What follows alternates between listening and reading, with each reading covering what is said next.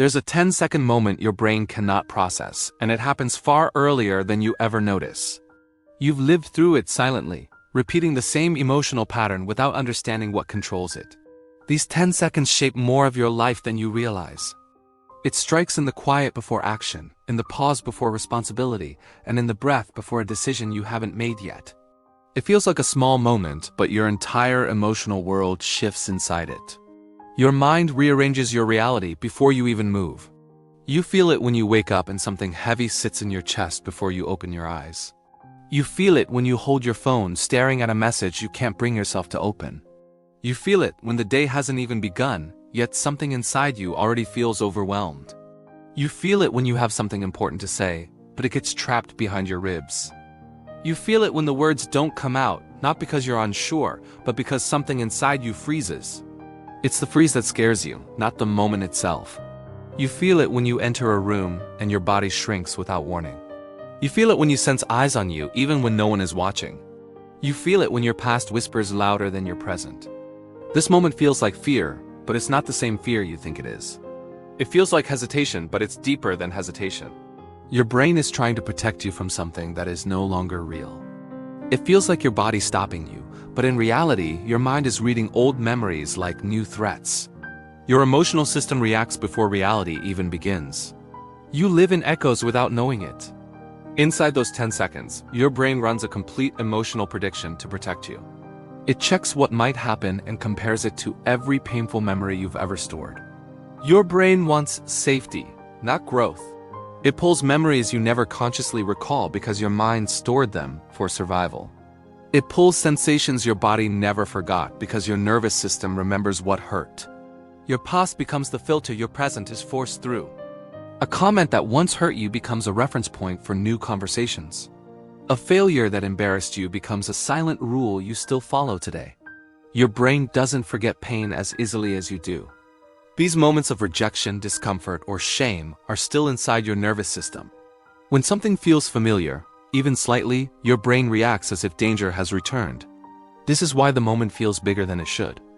This pattern is called an emotional echo, and it's the reason you freeze before acting. It makes you react to the past inside the present moment. You are not scared of what's happening, you're scared of what it reminds you of. This is why small tasks feel big even when they aren't. This is why simple conversations feel heavy for no reason. This is why you feel tired before doing anything at all. Your chest tightens before you speak even when the room is safe. Your hands shake before pressing send, even when the message is harmless. The fear belongs to your past, not your present. Your brain believes it's saving you because it learned these patterns long ago. It doesn't know it's holding you back from the life you're ready for now. Your growth scares your old programming. These 10 seconds are when your amygdala, your emotional alarm, wakes up before your logical mind. It predicts danger based on patterns, not facts. You feel fear before the moment even happens. Your brain fires a silent signal that says, "This could hurt again," even when nothing is wrong. Your body reacts as if a wound is opening even though it isn't. This is emotional memory, not reality. Your mind slows your thoughts because slowing is safer than acting. Your body tightens because tension feels safer than vulnerability. Your breath changes because control feels safer than feeling. This is why you think too much before doing anything new. Your brain tries to choose the safest future, not the truest one. Predicting pain becomes more important than experiencing life. This is why you avoid situations that don't actually scare you. The situation isn't the problem, your emotional memory attached to it is. You aren't scared of life. You're scared of the moment life begins. This 10-second window has shaped your habits more than your choices have. It influences your identity without asking for permission. You live inside patterns you never meant to create. It's why you stay quiet when your heart wants to speak. It's why you withdraw when you want connection. It's why your truth remains hidden even when it deserves space. People around you see hesitation, but they don't see the storm that comes before it. They don't see how your memories wake up before you do. They don't see the emotional earthquake inside those 10 seconds. They can't see the voice of your younger self whispering warnings. They can't see the fear of repeating what once hurt you. They can't see the courage it takes just to begin. Your brain learned these patterns for a reason.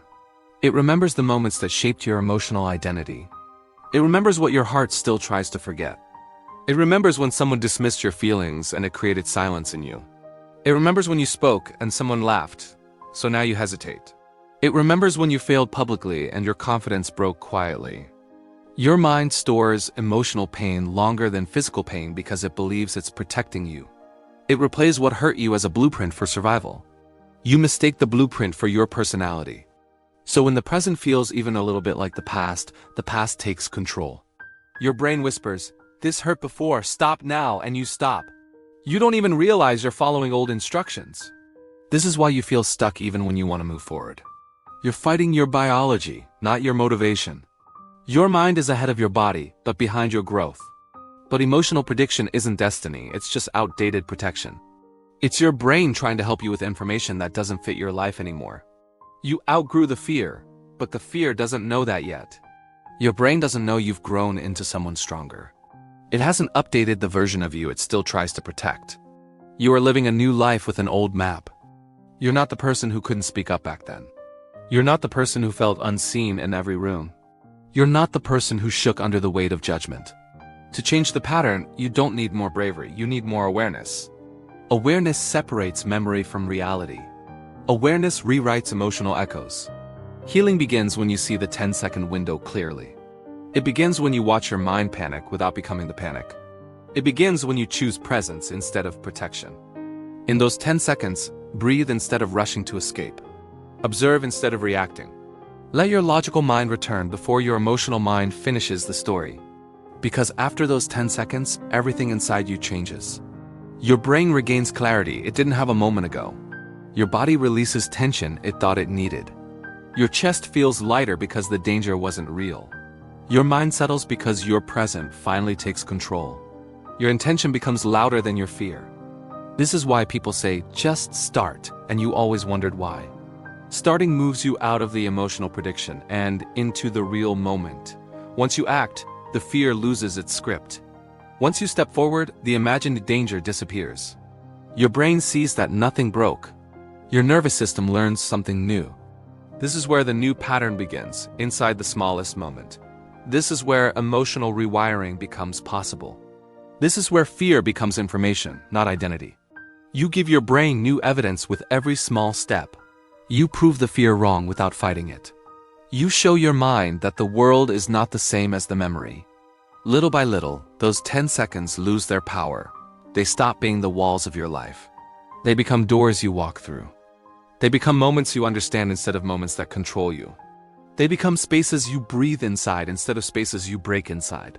They become opportunities for clarity instead of triggers for panic. One day, you will look at your life and notice something beautiful. The things that once terrified you now feel natural. The moments that once froze you now feel manageable. The words you couldn't say now come smoothly. The places that overwhelmed you now feel familiar. The version of you that felt impossible now lives inside your skin.